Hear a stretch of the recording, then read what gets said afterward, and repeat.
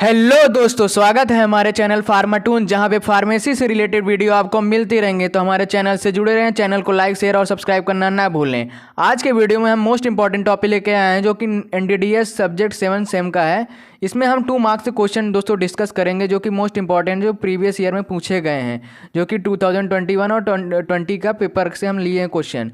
तो इस वीडियो को पूरा देखिए दोस्तों, स्किप मत करिए, पूरा आपके लिए बहुत इंपॉर्टेंट है दोस्तों। तो इसमें हम पहले अपने वीडियो को शुरू करते हैं। इसमें पहला क्वेश्चन डिस्कस करेंगे दोस्तों, जिसमें प्रीवियस ईयर में पूछा गया है कि state 2 major physiochemical properties of the drug relevant to control release formulation. तो मतलब इसमें 2 हमारे फिजियोकेमिकल प्रॉपर्टीज बताने की कंट्रोल रिलीज फॉर्मुलेशन में जो यूज़ करते हैं, जिसमें हम कि पहला हमारा एक्वस सॉल्युबिलिटी है, जिसमें कि हम बात कर लेते हैं कि it exert it control on the absorption process in 2 ways. मतलब एब्जॉर्प्शन प्रोसेस इसमें कंप्लीट होती है, जिसमें हम दो वे से इसको कंप्लीट करते हैं। जैसे कि establish the drug concentration in solution, मतलब ड्रग कंसंट्रेशन को एस्टेब्लिश करने का काम करेगा और इसको ड्राइविंग फोर्स के क्रिएट करेगा किसमें, टिश्यू में। और फिर determined in the part by the solubility in the tissue, solubility को डिटरमाइन का काम करेगा। यहाँ पे देखिए, यहाँ पे कंसंट्रेशन डिटरमाइन कर रहा है, यहाँ पे सॉल्युबिलिटी का काम कर रहा है ड्राइविंग फोर्स की तरह। अब इसी में dissolution rate is related to dissolution rate किससे रिलेट है, नॉइज वाइट-विंसो इक्वेशन, जिसकी इक्वेशन क्या है, dC/dt is equal to KdA into CS। ये हमारे इक्वेशन है, आप इसको दोस्तों लिख सकते हैं। नेक्स्ट इसी में हमारा क्या है, दूसरी physical properties partition coefficient. Partition coefficient को हम इसको डिफाइन करते हैं between the time that drug is administered and the time is eliminated. मतलब जब हम एडमिनिस्टर्ड करते हैं, उसके बाद एलिमिनेट होता है, उस टाइम पीरियड को हम क्या बोल रहे हैं, partition coefficient. K equal to CO upon CW।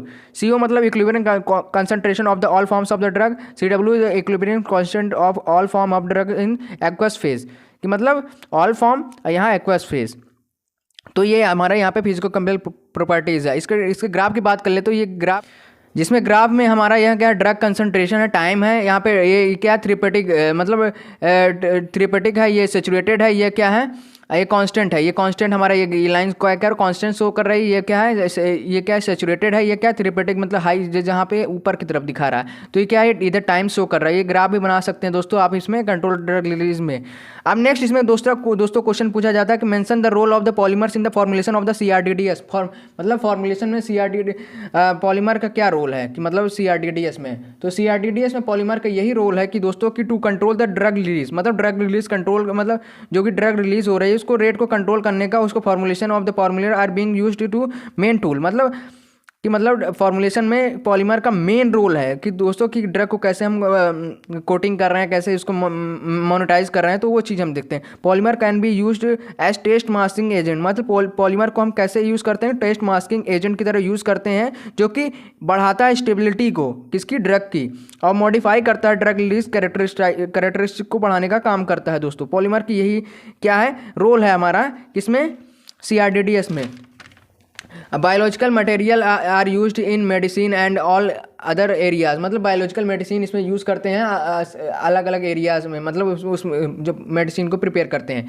अब इसमें next question, most important question पूछा जाता है, स्टेट द प्रिंसिपल ऑफ बायोडेशन। बायोडेशन के कौन कौन प्रिंसिपल हैं, तो बायोडेशन की डिफिनेशन पहले देख लेते हैं। Bioadhesion is defined as an ability of a material, मतलब एबिलिटी होती है मटेरियल की जो कि अडहेयर करती है टू द बायोलॉजिकल, मतलब बायोलॉजिकल टिश्यू के साथ अडहेयर होके जो एक्सटेंड करती है, पीरियड ऑफ टाइम को बढ़ाने का काम करती है दोस्तों। अब bioadhesion include cell to cell adhesion होता है, bacteria binding to surface, bacteria को बाइंड करेगा सरफेस पे, एडिशन टू म्यूकस मेम्ब्रेन में एडिशन का काम करेगा, और and the use of adhesion material in the medical treatment में इसको यूज करते हैं दोस्तों।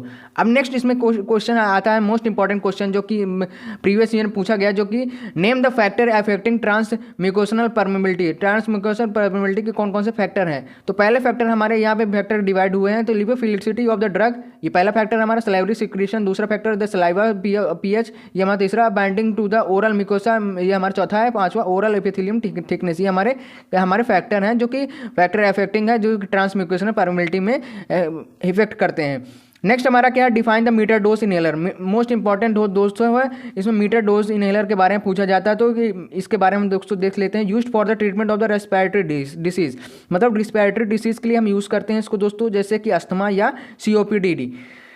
फिर उसमें हम क्या given in the form of the किस फॉर्म में देते हैं, सस्पेंशन या सॉल्यूशन के फॉर्म में इसको देते हैं। पार्टिकल साइज इसका क्या होता है, 5 माइक्रोन होता है, लेस देन 5 माइक्रोन। इसको हम use to minimise the number of the administrator, मतलब एडमिनिस्ट्रेटर एयर को मिनिमाइज करने के लिए हम इसको यूज़ करते हैं।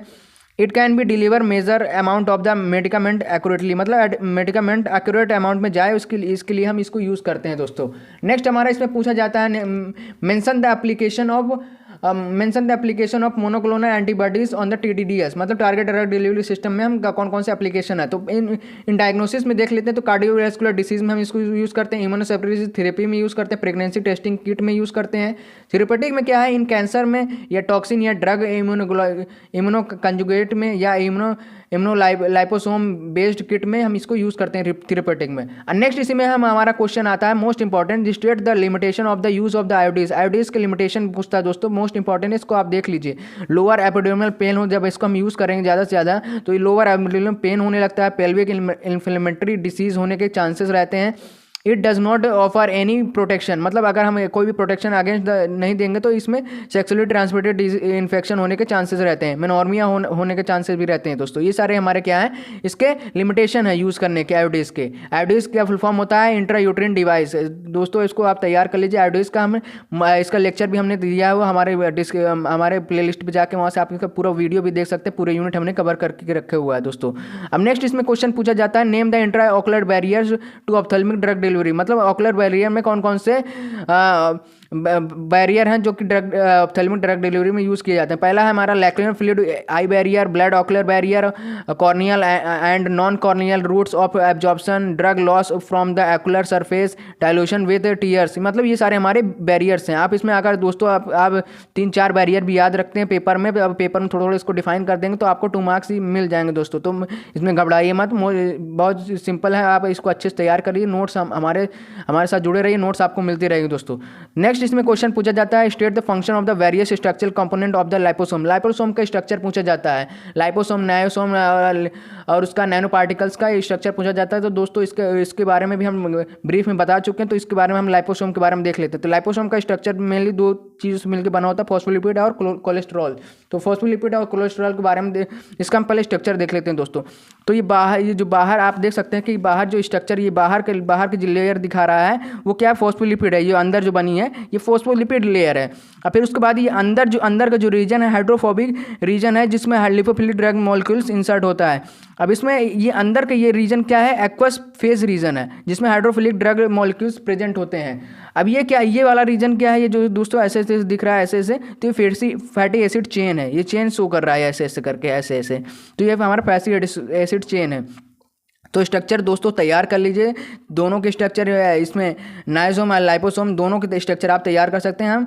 अब इसी में फॉस्फोलिपिड की कैरेक्टरिस्टिक की बात करें तो एम्फीफिटिक इन नेचर, एम्फीफिटिक नेचर मतलब एम्फीफिटिक का मतलब क्या होता है कि affinity to for both aqueous and the polar moieties में, तो की एफिनिटी होती है किसकी, बोथ एक्वस और पोलर मॉइटीज की। तो इसमें ये नेचर शो करता है, मॉलिक्यूल्स हैज़ हाइड्रोफोबिक टेल, उसमें हाइड्रोफोबिक टेल होता है जो कि हाइड्रोफिलिक पोलर की तरह, ये सारे उसके मॉलिक्यूल्स के नेचर होते हैं फॉस्फोलिपिड के। कोलेस्ट्रॉल की बात करें तो कोलेस्ट्रॉल स्टेबलाइजिंग द मेम्ब्रेन होता है, जो कि रिड्यूस कर देगा परमेबिलिटी को वाटर सॉल्युबल सब्सटेंस में रिड्यूस करने का काम करता है। नेक्स्ट इसमें इंपॉर्टेंट क्वेश्चन दोस्तों पूछा जाता है, define micro particles. Micro particles को हम दोस्तों दूसरी लैंग्वेज में इसको नैनो पार्टिकल्स भी जानते हैं दोस्तों। तो आप इसको अच्छे से देख सकते हैं कि इसको अगर माइक्रो पार्टिकल्स पूछता है तो आप नैनो पार्टिकल्स की डिफिनेशन लिख सकते हैं दोस्तों। Micro particles are the defined as the particular dispersion, मतलब कि डिस्पर्जन के लिए यूज़ करते हैं, और सॉलिड पार्टिकल्स में यूज़ करते हैं, जो कि साइज़ इसकी रेंज क्या होती है 1 to 1000 माइक्रोमीटर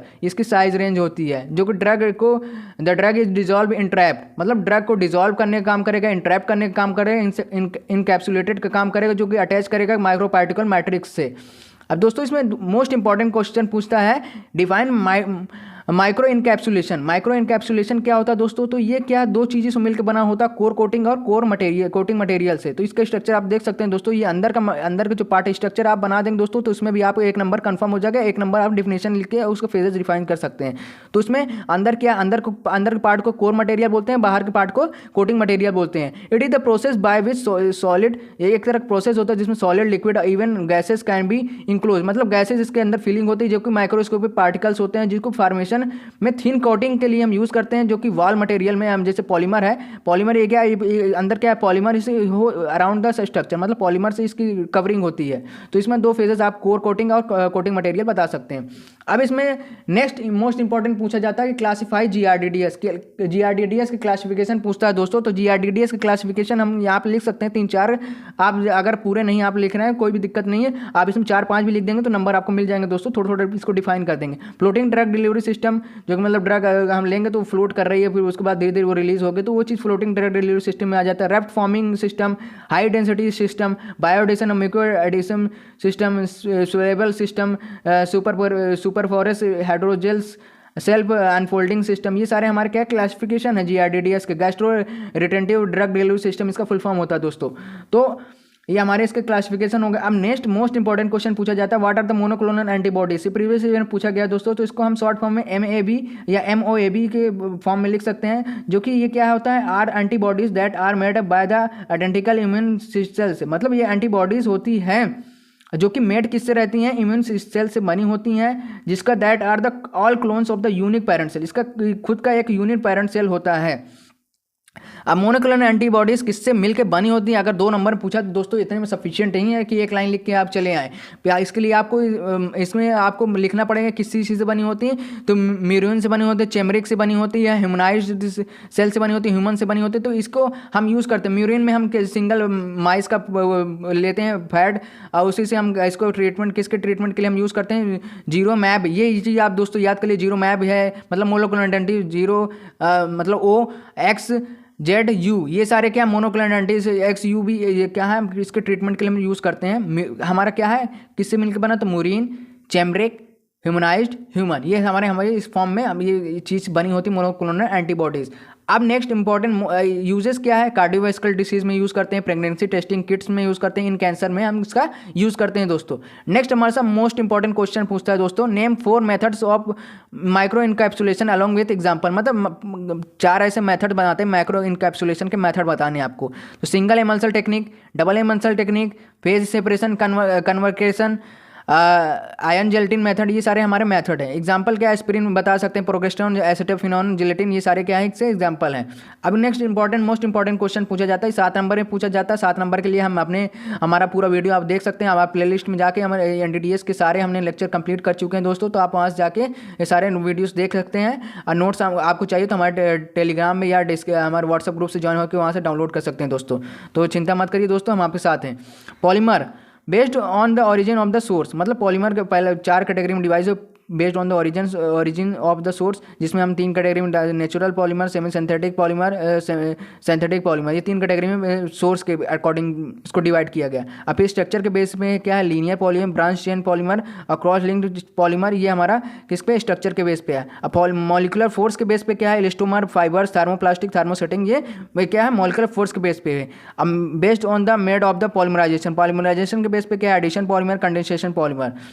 अब ये हमारे पॉलीमर्स, इसको 2-3 बार बनाएंगे आप दोस्तों, तो तैयार हो जाएगा, आप चिंता मत करिए। नेक्स्ट हमारा क्वेश्चन इसमें पूछा, डिफिनेशन कभी कभी पूछ लेता है दोस्तों कि CDDS की डिफिनेशन बताइए। तो CDDS control drug delivery system होता है, तो इसको हम डिफाइन कर सकते हैं, CDDS maintain suitable and desired drug delivery over N extended time period, मतलब टाइम पीरियड बढ़ाने के लिए हम इसको यूज़ करते हैं, तो मेंटेन करेगा डिजायर्ड ड्रग रिलीज को, कि अच्छे से रिलीज हो पाए हमारी 2 ड्रग। इसका ग्राफ हम देख सकते हैं दोस्तों, तो ऐसे हम ग्राफ बना सकते हैं। A control dosage form is formulated using hydrophilic, मतलब इस हाइड्रोफिलिक पॉलीमर मैट्रिक्स में इसको हम फॉर्मुलेट करते हैं ड्रग डिलीवरी सिस्टम को। इसका फुल फॉर्म याद कर लीजिए दोस्तों, कभी कभी शॉर्ट फॉर्म में पूछ ले तो आप कंफ्यूज हो गए, उसी में बैठे रहे, सोचते रहे कि इसका फुल फॉर्म क्या होगा, क्या लिखें क्या नहीं। तो इसका फुल फॉर्म एक बार जरूर देख लीजिए, कंट्रोल ड्रग डिलीवरी सिस्टम, ऐसे शॉर्ट फॉर्म में लिख के आ सकता है दोस्तों। नेक्स्ट इसमें माइक्रोमैट्रिक्स क्या होता है? माइक्रोमैट्रिक्स पिछली प्रीवियस ईयर में पूछा गया है दोस्तों। तो माइक्रोमैट्रिक्स की डिफिनेशन क्या होती है? Consisting of homogeneous dispersion of active ingredient in particle, मतलब किसके होमोजीनियस डिस्पर्जन होता है, इसमें क्या एक्टिव इंग्रेडिएंट पार्टिकल्स इसमें मौजूद होते हैं।